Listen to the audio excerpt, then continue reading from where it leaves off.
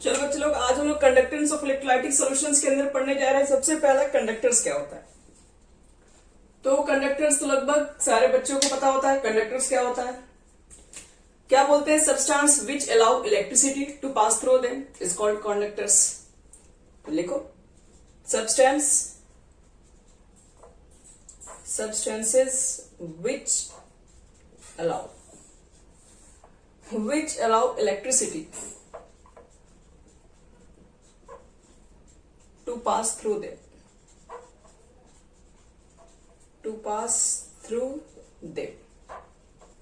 is called conductors.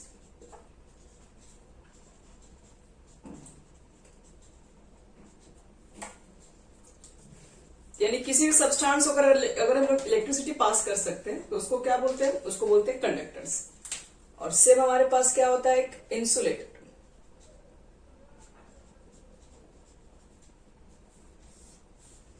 तो insulators के बारे में देखो हम लोग क्या बोलते हैं। इंसुलेटर के बारे में बोलते हैं substance which do not allow to pass electricity. Substance which do not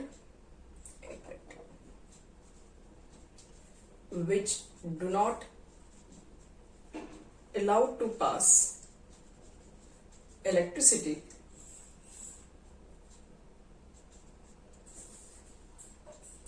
through them is called insulator.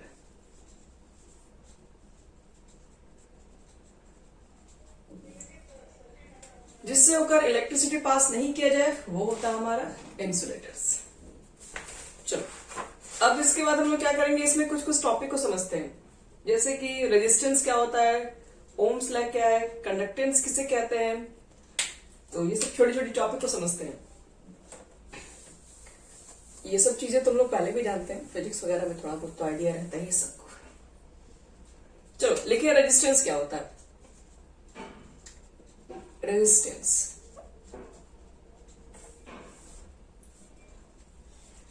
तो रेजिस्टेंस हम लोग बोलते हैं कि कंडक्टर की प्रॉपर्टी होती है जो कि फ्लो ऑफ करंट को क्या करता है, अपोज करता है। जो भी फ्लो ऑफ करंट को अपोज करता है, ठीक है, उसी को रेजिस्टेंस कहते हैं। यानी कि लिखो, the property of a conductor, the property of a conductor due to which it opposes,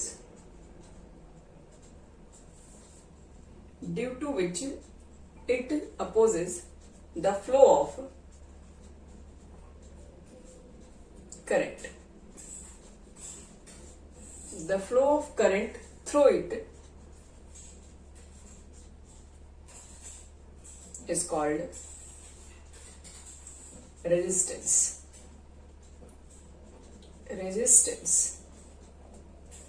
यानी कंडक्टर की वैसी प्रॉपर्टी जो इलेक्ट्रिक करंट के फ्लो में रुकावट क्रिएट करता है, ठीक है, उसको हम लोग बोलते हैं रेजिस्टेंस। और रेजिस्टेंस इज इक्वल टू क्या होता है, R is equal to V बटे में आई। V बटे में आई की जो वैल्यू होती है बच्चे लोग, वो ऑलवेज कांस्टेंट होती है, और वो वैल्यू जो होती है वो रेजिस्टेंस के इक्वल होती है। हम लोग ये बात ओम्स लॉ से जानते हैं। ओम्स लॉ का क्या स्टेटमेंट था, यही था, V जो होता है वो डायरेक्टली प्रोपोर्शनल किसके होता है, करंट के। मतलब जितना ज्यादा करंट होगा उतना ज्यादा उसका वोल्ट होगा। और यहीं से आप प्रोपोर्शनल को हटाते हैं तो क्या लिखते हैं, आर लिखते हो। तो V इज इक्वल टू आई। यहीं से निकला बच्चे लोग, आर इज इक्वल टू क्या होता है, V अपॉन आई। चलो, रेजिस्टेंस क्या होता है वो तो समझ में आ गया। रेजिस्टेंस किसी भी कंडक्टर की प्रॉपर्टी होती है जो कि क्या करता है, करंट को फ्लो होने में रुकावट क्रिएट करता है। अब लिखो, कंडक्टेंस क्या होता है। Conductance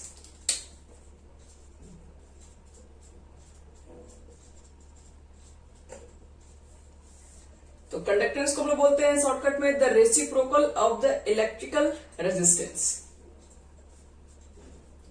the reciprocal of the electrical resistance is called conductance.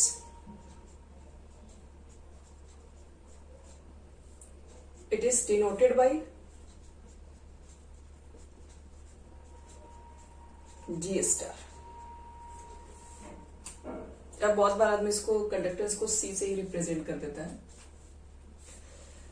तो देखो कंडक्टेंस क्या होता है, कंडक्टेंस का बच्चे लोग ये मतलब होता है किसी भी सॉल्यूशंस के अंदर जितना रेजिस्टेंस कम है, रेजिस्टेंस का मतलब क्या होता है, फ्लो ऑफ करंट, मान लो करंट फ्लो कर रहा है और उसका अपोज कर रहा है, पर उसका जो विरोध कर रहा होगा, जो उसके फ्लो ऑफ मतलब फ्लो ऑफ करंट के बीच में ऑब्जेक्शन क्रिएट कर रहा होगा, ऑब्स्ट्रक्शन क्रिएट कर रहा होगा, उसको बोलते हैं रेजिस्टेंस।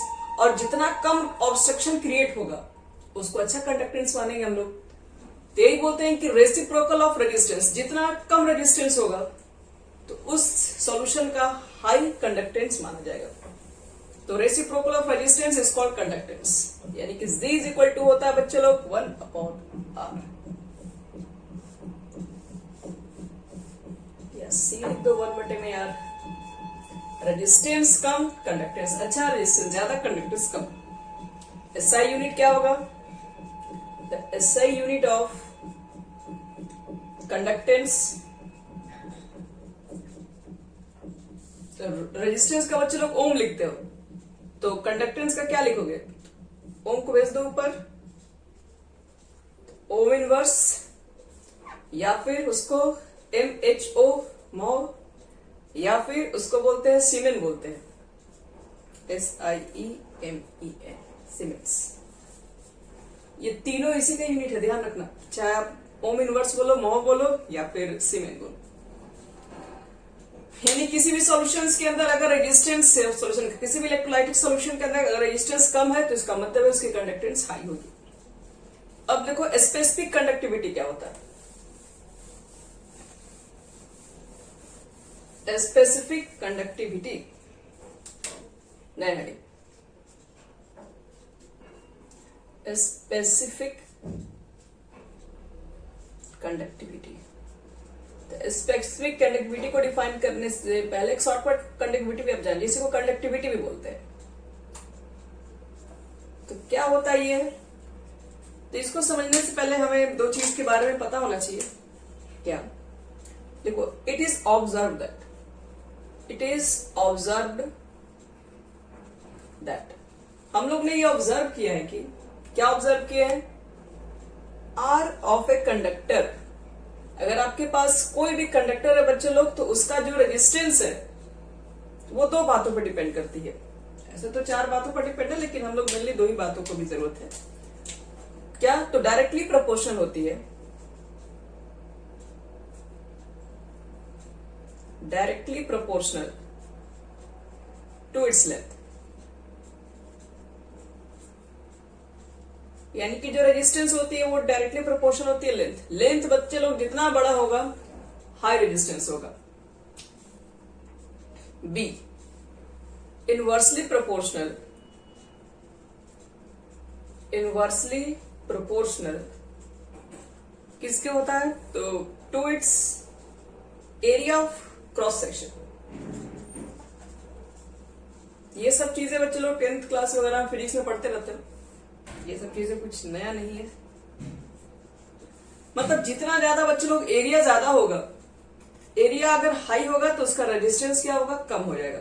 यानी कि रेजिस्टेंस इनवर्सली प्रोपोर्शनल होता है एरिया ऑफ स्क्वायर सेक्शन। ये फर्स्ट और ये सेकंड। अब हम दोनों को क्या करने जा रहे हैं, कंबाइनिंग करने जा रहे हैं, combining equation first and second. पहले याद रखना है कि हम लोग ये चीजें हमें तो पता है कि जो रेजिस्टेंस होती है दो फैक्टर पर डिपेंड करती है। कौन कौन दो फैक्टर के बारे में तो हम जानते हैं। अगर लेंथ हाई होगा तो उसका रेजिस्टेंस भी ज्यादा होगा।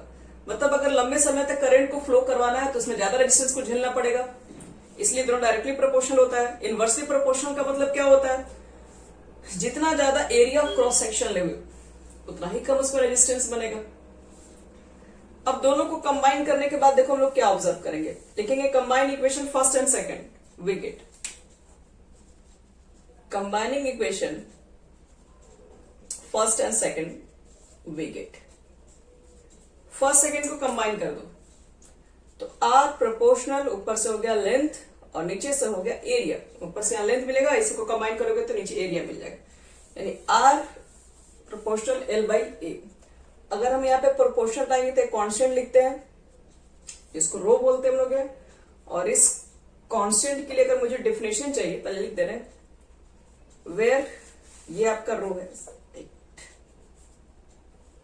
इसको हम लोग स्पेसिफिक रेजिस्टेंस बोलते हैं, स्पेसिफिक रेजिस्टेंस, और शॉर्ट में इसको रेजिस्टिविटी कहा जाता है। स्पेसिफिक रेजिस्टेंस या उसको रेजिस्टिविटी कहते हैं हम लोग है।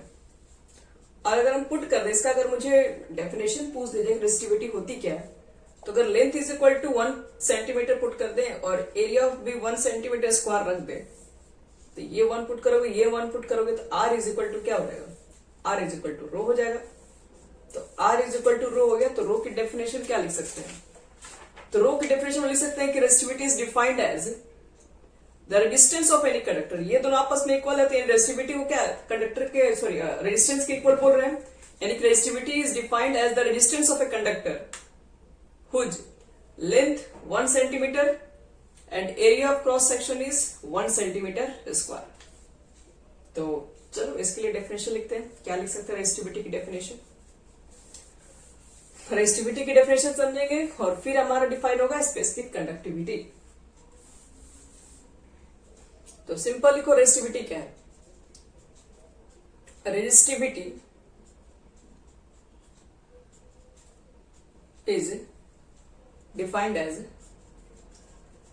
resistivity is defined as the resistance of a conductor whose length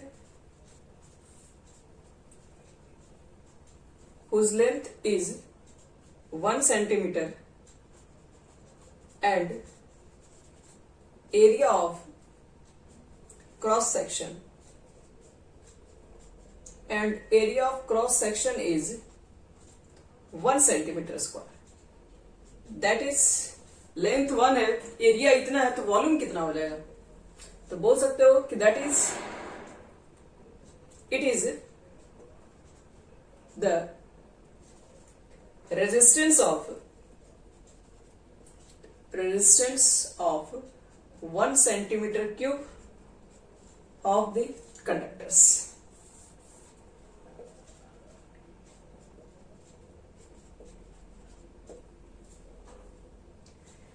देखो बच्चों लोग, सिंपल सा रेजिस्टिविटी को डिफाइन किया गया। रेजिस्टिविटी किसके इक्वल होता है, कंडक्टर ये रेजिस्टेंस के इक्वल होता है, लेकिन ये दोनों इक्वल करने के लिए हमको क्या करना पड़ा, लेंथ को रखना पड़ा 1 सेंटीमीटर और एरिया को रखना 1 क्रॉस सेक्शन, मतलब 1 सेंटीमीटर स्क्वायर क्रॉस सेक्शन रखना पड़ा। तो एक चीज बताओ, लेंथ 1 है, एरिया इतना है, तो वॉल्यूम कितना हो जाएगा, तो वॉल्यूम इज इक्वल टू क्या होता है, लेंथ इंटू एरिया, यानी कि 1 इंटू 1 करोगे तो 1 ही आएगा, 1 सेंटीमीटर क्यूब।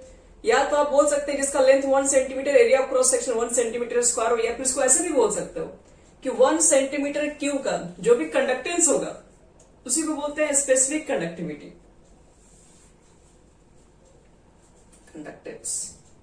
कंडक्टर्स चलो, जो कंडक्टर्स होगा,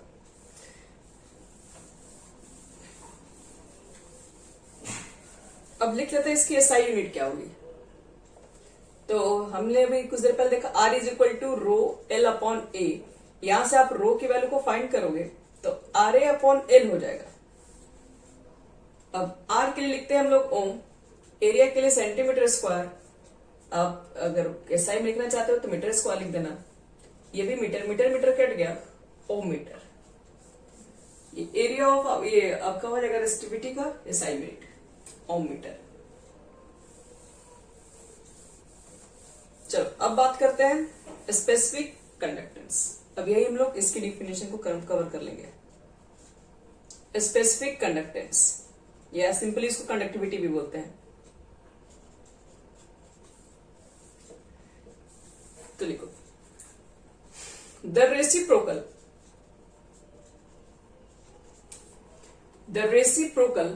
किसके, of resistivity, the reciprocal of resistivity is known as a specific conductance or conductivity। और it is denoted by kappa, it is denoted by, इसको बोलते हैं कप्पा, याद रहे। तो क्या कह रहे हैं, स्पेसिफिक कंडक्टेंस का मतलब क्या होता है, the reciprocal of resistivity, resistivity का जो रेसिप्रोकल होगा उसी को बोलते हैं स्पेसिफिक कंडक्टेंस। आपको अगर रेजिस्टिविटी क्या है, अभी जस्ट उसका पहले डिफाइन किया, रेजिस्टिविटी क्या होता है, तो कप्पा इज इक्वल टू होता है 1/रो, यानी कि रेसिप्रोकल ऑफ रेजिस्टिविटी को ही कहा जाता है स्पेसिफिक कंडक्टेंस। अब कहोगे हम लोग, हाँ, KPP, कप्पा कटप्पा जैसा मिल रहा लेकिन कप्पा ही पढ़ेंगे। तो देखो बच्चे लोग, यहां से तुम लोग रो को निकालोगे तो रो इज इक्वल टू क्या, अभी जस्ट पहले लिखे थे, रो इज इक्वल टू RA/L होता है, और ये वैल्यू को तुम यहां पुट करोगे तो कप्पा इज इक्वल टू कितना हो जाएगा, आओ रख के देखते हैं कितना होगा। नीचे में लिखोगे RA, और ये जो L है बच्चे लोग ये तो ऊपर ही चला जाएगा, और इसको देखो देखो इतना लिख सकते हैं कि नहीं, कप्पा इज इक्वल टू हम 1/R लिख दे रहे हैं और L/A लिख दे रहे हैं। और रेसिप्रोकल ऑफ रेजिस्टेंस को क्या बोलते हैं, कंडक्टेंस। तो एक तो फॉर्मूला आपका ये खुद हो जाएगा, ध्यान रखें, न्यूमेरिकल्स या तो इस पर भी आ सकते हैं। अब 1/R को क्या बोलते हैं, कंडक्टेंस, इसको हम लोग G से बता इंडिकेट कर रहे हैं, और L/A, बच्चे L/A को बोलते हैं सेल कांस्टेंट भी बोलते हैं, ध्यान रखना, L/A को बोलते हैं सेल कांस्टेंट। एक बार MCQ वगैरह में क्वेश्चन पूछा भी गया, सेल कांस्टेंट क्या होता है, मतलब 4 ऑप्शन के साथ, तो L और A के रेशियो को कहते हैं सेल कांस्टेंट। सेल कांस्टेंट क्यों है, ये एक लेंथ है, जैसे मान लो कि आपके पास लेंथ, इलेक्ट्रोड का जो लेंथ है और उसका एरिया, ये तो हमेशा फिक्स रहेगा, ये चेंज तो होता नहीं है, इसलिए इसका वैल्यू क्या होता है, हमेशा कांस्टेंट निकल के आता है, इसको सेल कांस्टेंट बोलते हैं। अगर सेल कांस्टेंट की कोई आपसे डेफिनेशन पूछे तो क्या बोलोगे, the ratio of L/A is always constant, is known as cell constant, बस। तो ये तो हो गया स्पेसिफिक कंडक्टेंस का डेफिनेशन। रेसिप्रोकल ऑफ रेजिस्टिविटी को स्पेसिफिक कंडक्टेंस कहते हैं, लेकिन एक डेफिनेशन और बताएंगे हम लोग, देखो क्या है।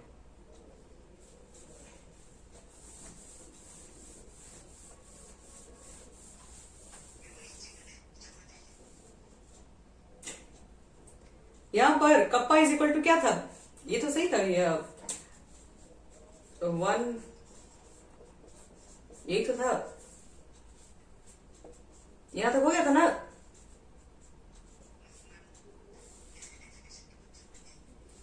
अच्छा ठीक है, हम अपलोड कर देंगे तुरंत, हम इसका नोट्स भेज देंगे, ठीक है, थोड़ा सा छोड़ के आगे लिख देना। यहां देखो बच्चे लोग, एक और इसकी डेफिनेशन बता रहे हैं, किसकी डेफिनेशन है, तो स्पेसिफिक कंडक्टिविटी की है। सिंपल कंडक्टेंस बोले, कंडक्टिविटी बोलते हैं आपने। देखो कंडक्टिविटी बता रहे, मतलब स्पेसिफिक कंडक्टेंस या कंडक्टिविटी एक ही चीज है, तो एक और डेफिनेशन लिखे, लिखो, conductivity of A solution, conductivity of a solution is defined as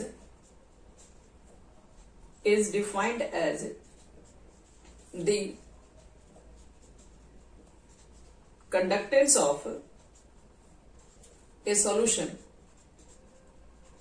is defined as the conductance of a solution of length of 1 centimeter length and having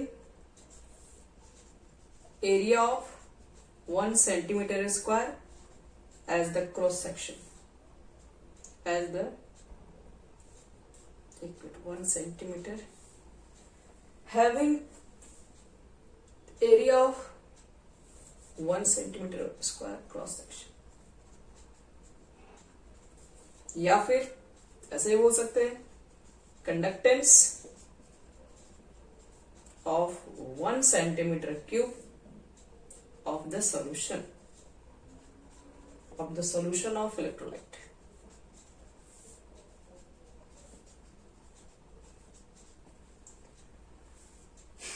चलो इसको समझो ध्यान से। आपसे ये कहा जा रहा है कि कंडक्टिविटी जो होता है आपके पास है एक सॉल्यूशन के अंदर, ठीक है, एक्चुअली में वो कंडक्टेंस के ही इक्वल है, लेकिन कब, जब क्या रहा है कि सॉल्यूशन में आपके पास 1 सेंटीमीटर स्क्वायर का लेंथ और उसका एरिया 1 सेंटीमीटर स्क्वायर हो, या फिर बोल सकते हो, क्योंकि हम लोग जो भी पढ़ते हैं ये सब इलेक्ट्रोलाइटिक सॉल्यूशन के अंदर पढ़ रहे हैं। सॉल्यूशन क्या है, किसी इलेक्ट्रोलाइट का है।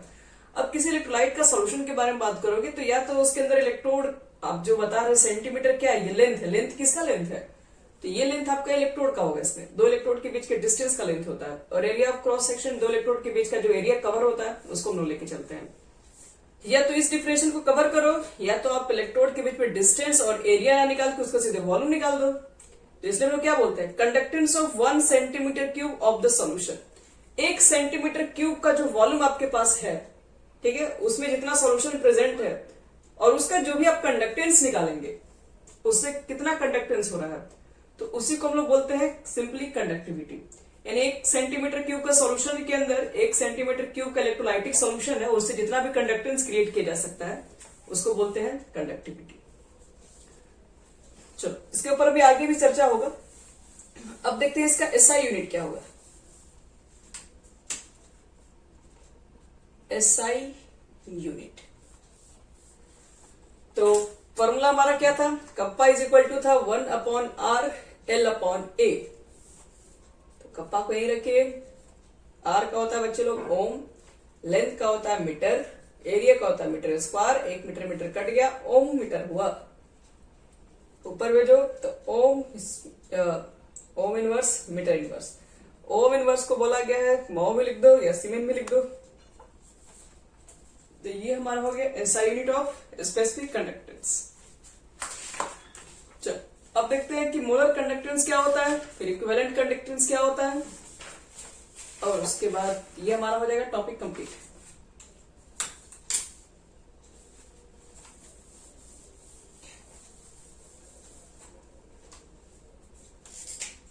चलो मोलर कंडक्टेंस हेडिंग।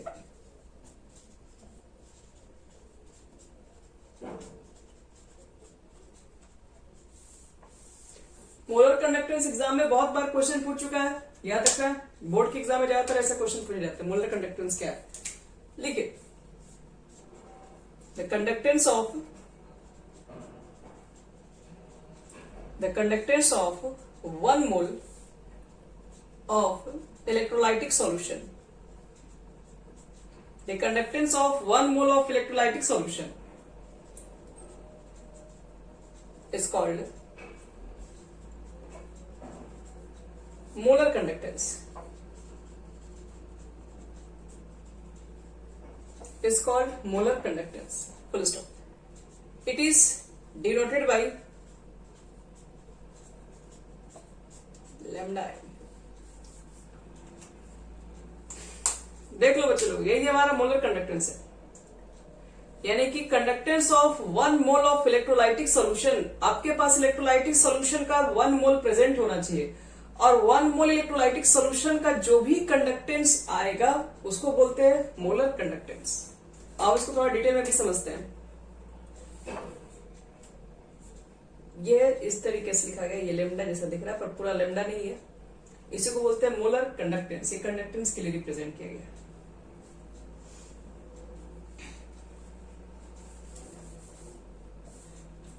चलो यहां देखो, इसमें जैसे मान लो तुम्हारे पास, मैंने बोल रही हूं कि यहाँ पर 1 मोल इलेक्ट्रोलाइटिक सॉल्यूशन है, तो पहले हम क्या कर रहे हैं, एक सॉल्यूशन बना रहे हैं, इलेक्ट्रोलाइटिक सॉल्यूशन बना रहे हैं। और इलेक्ट्रोलाइटिक सॉल्यूशंस के अंदर मान लो कि आपसे एक सॉल्यूशन बनाएंगे, उसको मेजर करने के लिए क्या है, मोल थोड़ी ना होता है, इसको मेजर करने के लिए मोलारिटी होता है। आप तो देखिए कि कॉन्सेंट्रेशन ऑफ सॉल्यूशन को मेजर करने के लिए बहुत सारे आपको मेथड्स बताए हैं। तो मान लो कि आपने एक सॉल्यूशन बनाया जिसकी मोलारिटी को हम लोग रिप्रेजेंट कर रहे हैं m से। मान लो सॉल्यूशन किसका, NaCl का है, कुछ भी ले सकते हो। और इसमें NaCl जो आप डाले हैं वो कितना होना चाहिए, यहाँ पर देखिए 1 मोल इलेक्ट्रोलाइट आपके पास होना चाहिए। तो ये NaCl जो आप डाले हैं वो 1 मोल है, और इस सॉल्यूशन का जो बच्चे वॉल्यूम है वो है V। आपने एक सॉल्यूशन तैयार किया है, इस सॉल्यूशन का जो मोलारिटी है वो कैपिटल M है, ध्यान रखना। इस सॉल्यूशन की जो मोलारिटी है वो कैपिटल M है। इस सॉल्यूशन का जो वॉल्यूम है वो V है, और इस सॉल्यूशन के अंदर जो इलेक्ट्रोलाइट प्रेजेंट है वो 1 मोल है। तो डेफिनेशन तो आपके पास ये है कि 1 मोल इलेक्ट्रोलाइटिक सॉल्यूशन का जो भी कंडक्टेंस होगा उसको कहते हैं मोलर कंडक्टेंस। तो इसके लिए हम अगर एक्सप्रेशन लिखना चाहें तो कैसे निकालेंगे और किस तरह से उसको एक्सप्रेस करेंगे। तो पहले तो मुझे पता है कि मोलारिटी इज इक्वल टू क्या होता है, N अपॉन V। और N कितना रखना है, N तो 1 मोल आपको रखना है। तो M इज इक्वल टू क्या होगा, यहाँ पे 1 पुट करोगे तो 1 अपॉन V हो जाएगा। ठीक है, इसलिए अगर हम V का पूछे यहाँ पर वॉल्यूम, क्योंकि मोलारिटी में वॉल्यूम लीटर में होता है, तो VL इज इक्वल टू क्या बोलोगे, 1/A में मोलारिटी। चलो अब अगर आपसे कहा जाए इसमें ये वॉल्यूम जो आएगा लीटर में, अगर हम इसको ml में लिखना चाहें तो क्या करना पड़ता था। ml में लिखने के लिए हमको 1000 से डिवाइड करते थे, ये 1000 चला जाता था ऊपर, तो V का जब मान निकालोगे तो ये 1000 आपका अभी भी ऊपर ही रहेगा। तो 1000 अपॉन m। अब इसको ऐसे समझो ध्यान से, हमको क्या करना है, वॉल्यूम, हमको 1 मोल इलेक्ट्रोलाइटिक सॉल्यूशन का कंडक्टेंस निकालना। और कंडक्टेंस का डेफिनेशन अभी हम जस्ट पहले पढ़े थे लोग। कंडक्टेंस का डेफिनेशन के लिए हम लोग क्या कहते हैं, अभी कुछ देर पहले किए थे कि सिंस कंडक्टेंस ऑफ, किसका conductance of 1 centimetre cube, 1 centimetre cube बोले या इसी को 1 ml बोलते हैं। Conductance of 1 centimetre cube of the solution is equal to क्या बोलते हैं, इसी को तो कप्पा कहा जाता है। अगर तुम्हारे पास 1 सेंटीमीटर क्यूब का सॉल्यूशन है तो 1 सेंटीमीटर क्यूब के सॉल्यूशन का कंडक्टेंस को कप्पा कहा गया है। यही डेफिनेशन था कंडक्टेंस का। कंडक्टेंस का अभी जो जस्ट हमने पढ़े थे कंडक्टिविटी या सिंपली स्पेसिफिक कंडक्टिविटी, यानी कि अगर आप कभी भी कंडक्टेंस निकालने जाते हैं, किसका कंडक्टेंस निकाले जाते हैं, 1 सेंटीमीटर क्यूब के कंडक्टेंस को बोलते हैं कप्पा। लेकिन तुम्हारे पास 1 मोल का जो इलेक्ट्रोलाइट जो प्रेजेंट है, उस सॉल्यूशन का जो वॉल्यूम है वो VML है, यानी कि 1 ml के कंडक्टेंस को कहते हैं कप्पा। और तुम्हारे पास पूछ रहा है कि 1 मोल जिसके अंदर इलेक्ट्रोलाइट प्रेजेंट है और उसका जो कंडक्टेंस होगा उसको मोलर कंडक्टेंस कहते हैं। तो मोलर कंडक्टेंस के लिए क्या करना पड़ेगा, आपको एक ऐसा सॉल्यूशन लेना पड़ेगा जिसमें 1 मोल इलेक्ट्रोलाइट प्रेजेंट है और उसका मैंने निकाल दिया वॉल्यूम कि 1 मोल जो इलेक्ट्रोलाइट है वो कितने वॉल्यूम में प्रेजेंट है, इतने वॉल्यूम में प्रेजेंट है 1 मोल इलेक्ट्रोलाइट। और हमने बोल दिया कि 1 ml अगर रहेगा, 1 ml सॉल्यूशन रहेगा तो उसका कंडक्टेंस को कप्पा कहते हैं। तो VML हमारे पास सॉल्यूशन है जिसमें 1 मोल इलेक्ट्रोलाइट प्रेजेंट है, तो VML के सॉल्यूशन को कंडक्टेंस कितना निकालेंगे, तो यहां लिखोगे कप्पा ऑफ, अब यहां पर 1 सेंटीमीटर क्या लिख देंगे, VML of solution is equal to, तो कप्पा इंटू 1000/m में m लिखोगे। तो ये इसी को हम लोग कहते हैं बच्चे लोग मोलर कंडक्टेंस। अब यहां फॉर्मूला लिखते हैं पूरा ठीक से, यानी कि molar conductance is equal to 1000, kappa लिख दो, इधर कहीं लिख दो, यही फॉर्मूला हो जाएगा मोलर कंडक्टेंस का। यानी कि conductance 1 mole of electrolytic solution, और इलेक्ट्रोलाइटिक सॉल्यूशन का हम लोग वॉल्यूम निकाल दिए कितना में प्रेजेंट है, और देख लिए कि 1 ml का जो कंडक्टेंस होता है उसको कप्पा कहते हैं, तो VML के कंडक्टेंस का वैल्यू निकाल दिए। चलो यहां पर K क्या है, तो ये तो कंडक्टिविटी है, और यहां पे M जो होता है molarity of solution.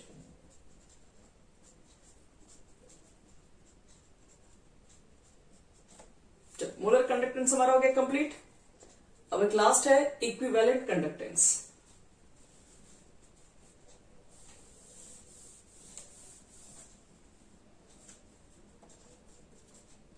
Equivalent conductance, देखो बच्चों इक्विवेलेंट कंडक्टेंस क्या होगा।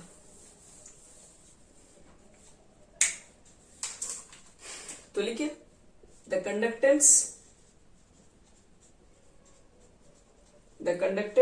Of 1 equivalent of electrolytic solution is called equivalent conductance।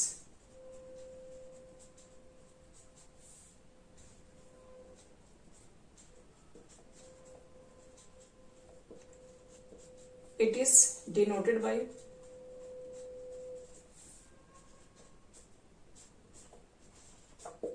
वहां लेमडा एम था, अब लेमडा इक्विवेलेंट की। चलो यहां देखो, इसमें क्या बोल रहा है, यहां पे बोल रहा है कि कंडक्टेंस आपके पास होना चाहिए लेकिन one equivalent of electrolytic solution आपके पास होना चाहिए। देखो दोनों सेम ही चीज है, बहुत ज्यादा डिफरेंस नहीं दोनों में। मान लो कि आपने फिर से एक सॉल्यूशन बनाया,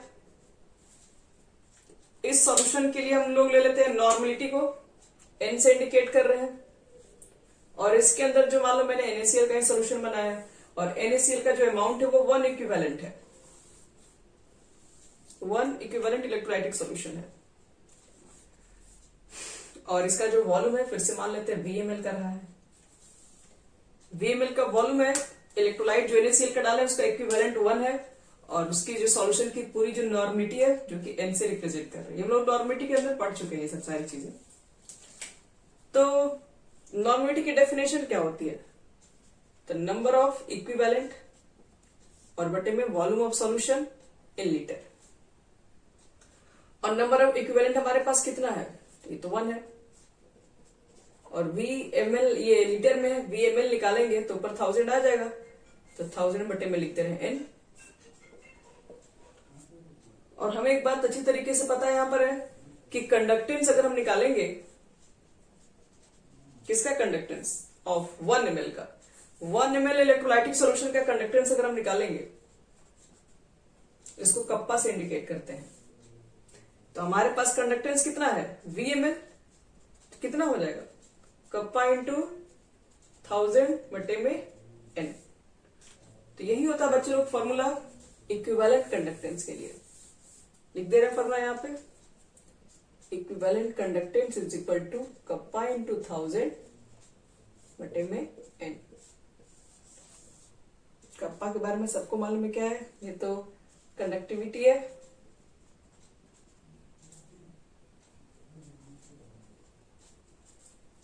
N हमारा नॉर्मलिटी है।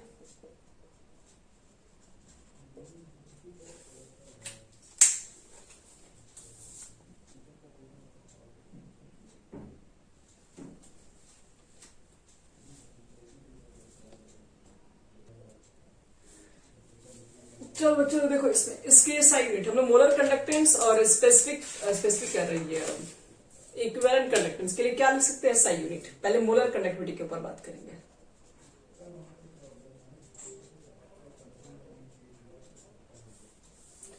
तो हम लोग लिखा M कप्पा 1000 बट्टे में मोलारिटी, मोलारिटी को C से भी इंडिकेट करते हैं, कॉन्सेंट्रेशन लिखो जो भी लिखना है, और कप्पा के लिए तो कप्पा के लिए क्या लिखते हैं फॉर्मूला 1 बटे में R, L बटे में A, तो 1 बटे में R यानी कि ओम इनवर्स, यानी इसको सीमेन भी बोल सकते हो या ओम इनवर्स ही लिखो। इसके लिए L के लिए सेंटीमीटर स्क्वायर, तो 1 सेंटीमीटर कट जाता था ऊपर, तो सिर्फ सेंटीमीटर इनवर्स, ये इसके लिए हो गया। कॉन्सेंट्रेशन के लिए लिखते हैं N बटे में V, N के लिए क्या लिखोगे तुम लोग मोल लिखोगे, वॉल्यूम के लिए क्या लिखोगे सेंटीमीटर क्यूब लिखोगे, और ये ऊपर जाएगा तो मोल सेंटीमीटर के पावर -3। तो चलो वैल्यू पुट करने जा रहे हैं, अब इसका तो यूनिट तो नहीं निकलेगा, 1000 कोई नंबर है। कप्पा के लिए क्या लिखेंगे, तो ओम इनवर्स सेंटीमीटर इनवर्स। सी के लिए क्या लिखेंगे, तो मोल सेंटीमीटर के पावर -3। देखो इसमें से क्या क्या कट जाएगा, 1 सेंटीमीटर तो कट ही जाएगा, तो ohm inverse mole inverse 1 centimetre cut गया तो सेंटीमीटर -2 नीचे होगा, ऊपर जाएगा तो सेंटीमीटर स्क्वायर, और ओम इनवर्स को सीमेन बोलते हैं, सीमेन सेंटीमीटर स्क्वायर मोल इनवर्स। ये हमारा फाइनल यूनिट हो जाएगा मोलर कंडक्टेंस के लिए। चलो अब इसके बाद आपके पास है इक्विवेलेंट कंडक्टेंस।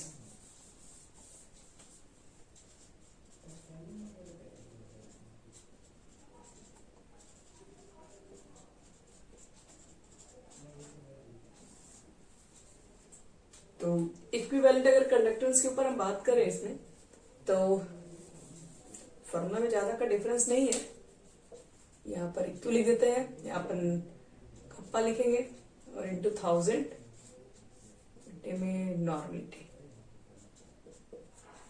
चलो सबकी वैल्यू को पुट कर दो। कप्पा के लिए अभी कुछ देर पहले लिखे थे ओम इनवर्स और क्या था हमारा सेंटीमीटर इनवर्स।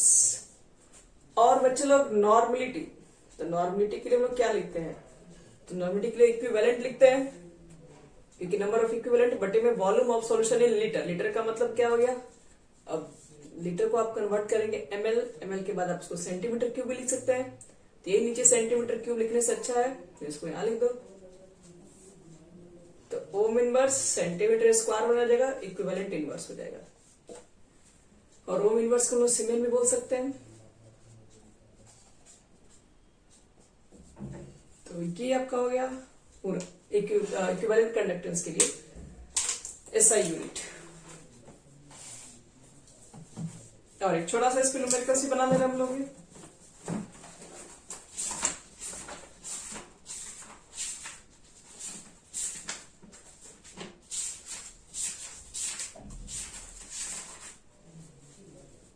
चल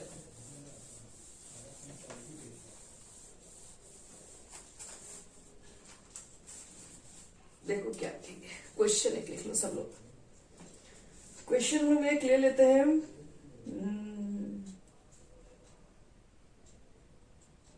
देखो 0.5 normal solution of A salt placed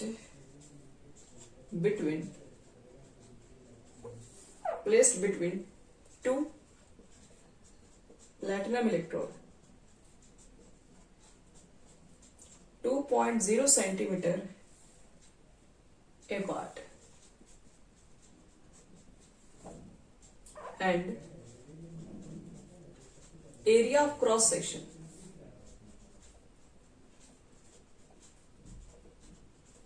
4.0 square centimetre, मतलब सेंटीमीटर स्क्वायर। तो हैज ए रेजिस्टेंस आपका जो रेजिस्टेंस है वो 25 ओम है। तो फाइंड करना है इक्विवेलेंट कंडक्टिविटी। देखो अब इसको कैसे निकालोगे,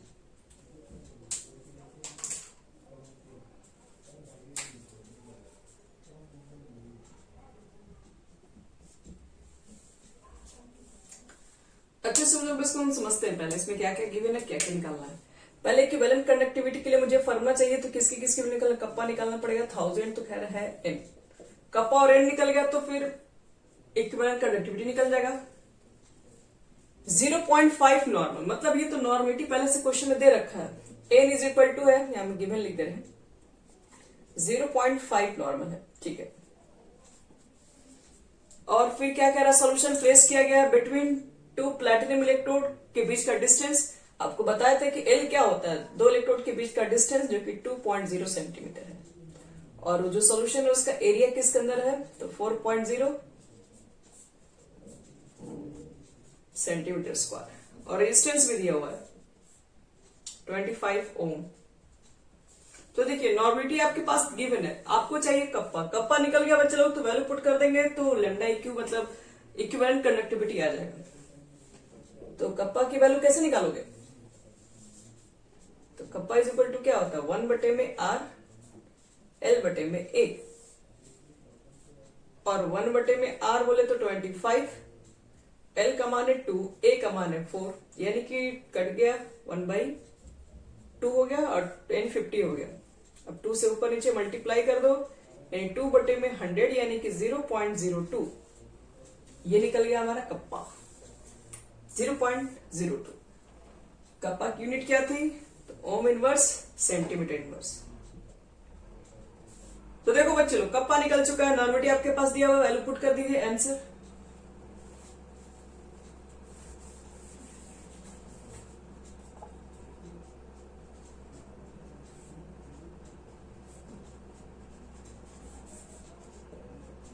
अब तो निकाल सकते हो तुम लोग, 1 पॉइंट जाएगा, एक ऊपर 10 1 2 2 नीचे 0 आएगा, तो 2 0 तो यहीं से कैंसिल हो जाएगा। 5 से 10 2 बार में कैंसिल हो जाएगा, और 2 2 4 यानी कि हो जाएगा तुम्हारा 40। और यूनिट क्या लिख, हाँ बोलो।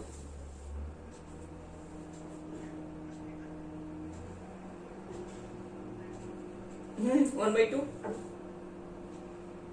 2/4 1/2 1 है, 2 से मल्टीप्लाई करोगे तो 1/50। और हम थोड़ा कैलकुलेशन इजी करने के लिए क्या करते हैं, आप चाहे तो 1/50 रख के बना दो, 2 से ऊपर नीचे मल्टीप्लाई करके नीचे हो जाएगा 100, और 100 का डिवाइड करना थोड़ा ज्यादा आसान होता है। या तो यही रख के बना सकते हो, या तो 1/50 आप यहाँ पे भी डायरेक्ट रख सकते हो, no problem. Siemens centimetre square equivalent in words. तो इस तरीके से बच्चे लोग इसके ऊपर न्यूमेरिकल्स भी है, कुछ इसी तरह का क्वेश्चन आपको मिलेगा इसको बनाने के लिए। तो क्वेश्चन अगर हम भेज देंगे, आप बना सकते हैं इसके ऊपर है। ये हमारा टॉपिक पूरा कंप्लीट हो गया।